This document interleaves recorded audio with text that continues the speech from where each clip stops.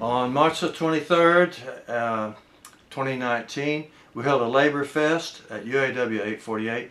We were very, very proud that Congressman Marc Veasey was one of the people who came.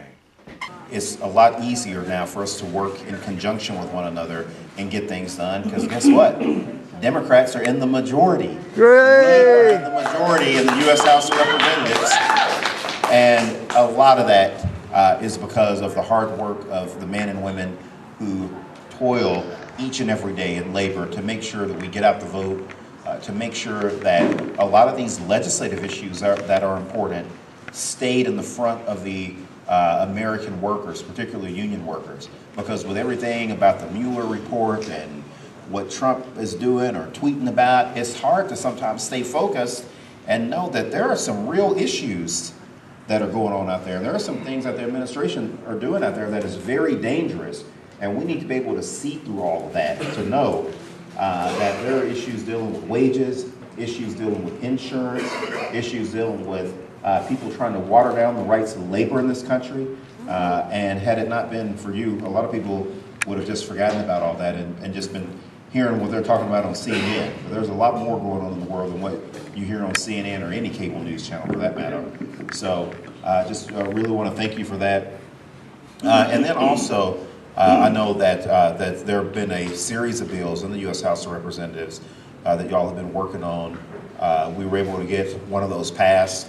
And again, just, had it not been for labor doing the fly-ins, coming in, teaming up with your guys in Washington, D.C., a lot of that would not have gotten done. So again, stay out there. Make sure your membership knows that there are a lot of things that are going on out there that we need to address.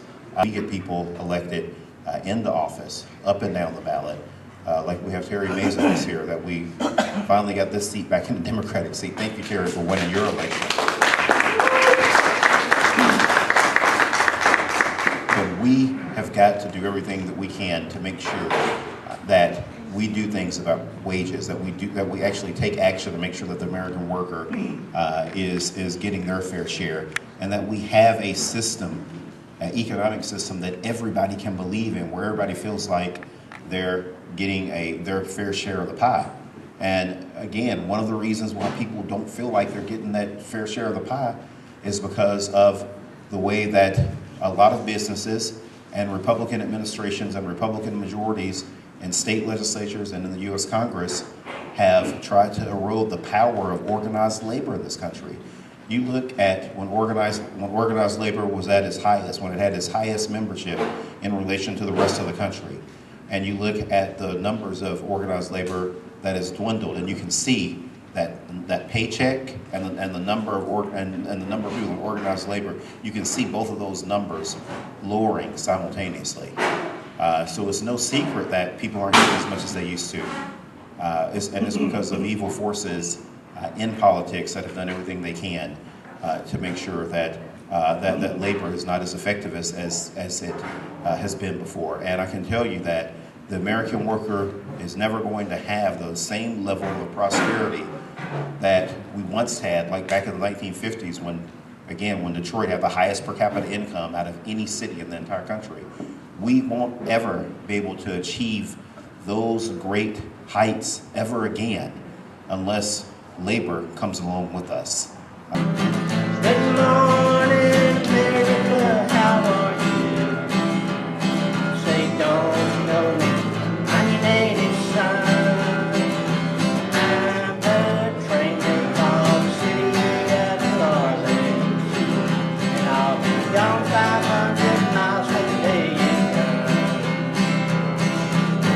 Good morning, America, how are you? Say, don't you know I'm your native son? I'm the train that calls the city of New Orleans, and I'll be gone 500 miles when the day